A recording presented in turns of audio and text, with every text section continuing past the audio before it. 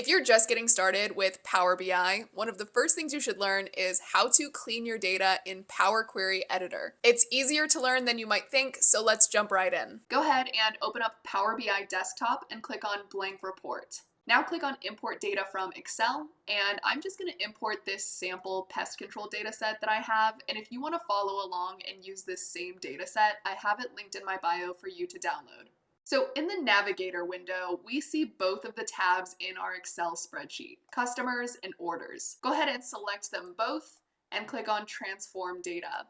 So that opened up the Power Query Editor. Now in Power Query, you'll see the tabs in your spreadsheet over to the left under Queries. Each tab in your Excel spreadsheet is imported as a table. One of the first things you may want to do is change the name of these tables. For example, maybe I want the table names to be all lowercase instead of having the first letter be uppercase. You can change the table name under Query Settings. I'm going to go ahead and change this to be a lowercase c for customers. Another thing you may want to do is remove any columns you don't need.